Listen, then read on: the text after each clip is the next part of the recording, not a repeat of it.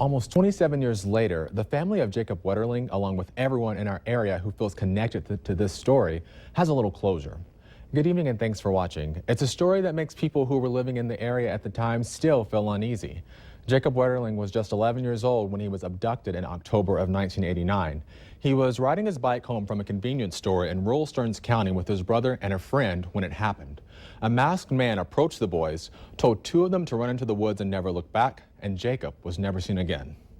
Reporter John Croman with our sister station in Minneapolis has the latest details on this story. The key that unlocked the Jacob Wetterling mystery began with another child victim, Jared Shirel, who was abducted by Danny Heinrich in Cold Spring 10 months before Jacob disappeared. Today, Shirel confirmed with CARE that Danny Heinrich led authorities to a farm in Stearns County where human remains were found. Jacob's mother, Patty Wetterling, left no doubt in a text message to our Caroline Lowe. All I can confirm is that Jacob has been found and our hearts are broken. Reaction has poured in, starting with the Wetterling Foundation, part of the legacy of Jacob's abduction. We are in deep grief. We didn't want Jacob's story to end this way.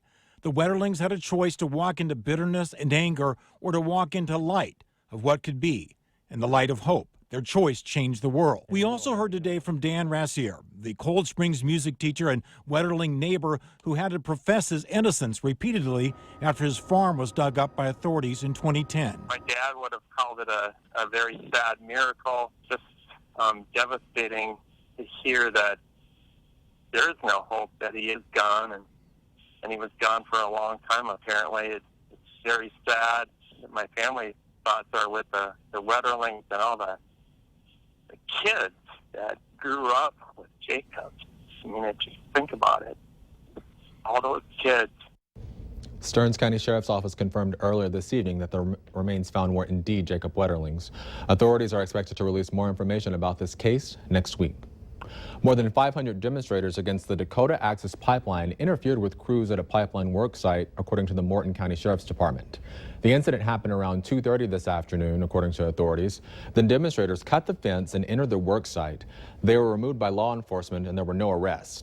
The Sheriff's Department says several people were assaulted during the incident, but it's unclear how many people involved were assaulted and the severity of their injuries at this time. People at the Spirit Lake campsite says private security used dogs and pepper spray against the protesters. The Morton County Sheriff's Department says they didn't use pepper spray or dogs on protesters, and they add several of their officers were hurt during the incident. Well, a friendly reminder for those of you who live in college towns, with school back in session, many more people will probably be venturing into your downtown district. So to avoid pedestrian versus vehicle accidents, cops say stay alert, always follow traffic signs, and don't speed. And if football season and college kids being back in town wasn't a big enough hint that falls right around the corner, a corn maze in the area is open, embracing the soon-to-be-here season of all things pumpkin. Mother Goose and Beans Corn Maze will be open every weekend, Friday through Sunday from 10 till 5 until October 30th. Want to take your family to the maze? Go to ValleyNewsLive.com and click on this story for those details. And Gasper School of Dance and Performing Arts in Fargo held tryouts today for dancers between the ages of 6 and 18. They did a little improv along with learning some mini routines in ballet, tap, jazz, lyrical, contemporary, all in preparation for the upcoming dance competition season. And if they get on the team, they do several competitions throughout the region and nationally. And it's a great performance opportunity, builds character. Dancers will find out if they made the team on Tuesday, with rehearsals for upcoming performances kicking off later in the week. Valley News Live 10 at 10 continues with no wait weather. So we're not going to be dancing outside in this weather that's coming up, will we? You know, if you want to dance outside, today was the day to do it, or maybe Thursday, Friday, some beautiful days.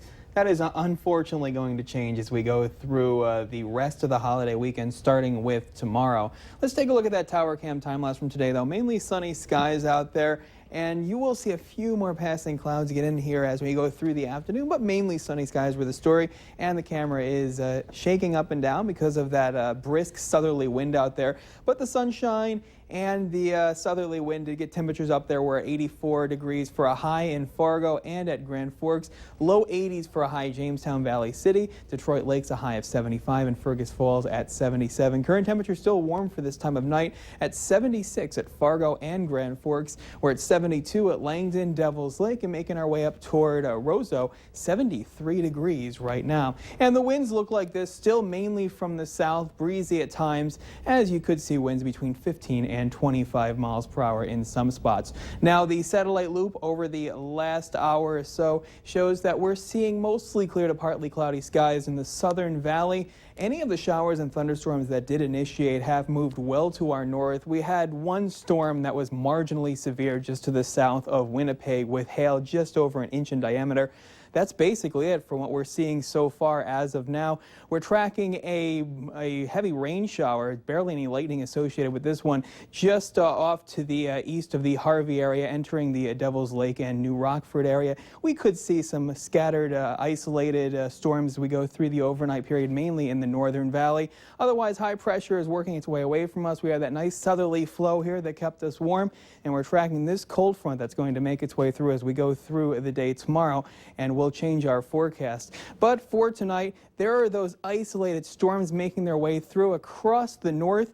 And then by the time you wake up tomorrow morning, we should see some sunshine in the southern valley, more clouds up north. Another band of some thunderstorms with some heavy rain will make their way through in the morning. These should not be severe. We're tracking severe weather possibly to the south of I-94 and to the west of I-29 as we go through the afternoon and evening for your Sunday. Because of that, that's where the slight risk is for severe weather for tomorrow.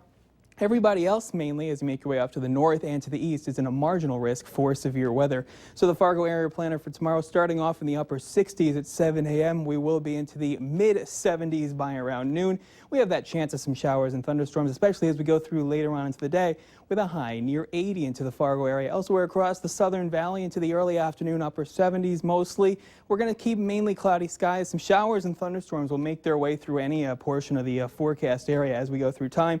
Mid to upper 70s Lakes Country, upper 60s and lower 70s in Northland, Minnesota. Mostly cloudy with some showers and thunderstorms possible, with that south wind still remaining brisk out there. North Valley, upper 60s and lower 70s. We keep the chance of some rain with some possible thunderstorms even as we go through Labor Day itself, but temperatures will be a little cooler as most of us will be into the lower 70s for your Monday. Here's the photo of the day. Thank you to Amber Bender for this one. It's called Rainbow on the Ash River. That's up toward the Canadian border. We're going to use this in the background of the 7-day forecast. And for tomorrow and Monday, there's your storms likely. Temperatures falling into the upper 70s to start next week, and then 73 on Tuesday, 71 Wednesday. Still a 20 to 30% chance of some showers and thunderstorms. Should be mainly dry on Thursday, 74 your high through Friday, but another system makes its way through to round out the week. More storms possible.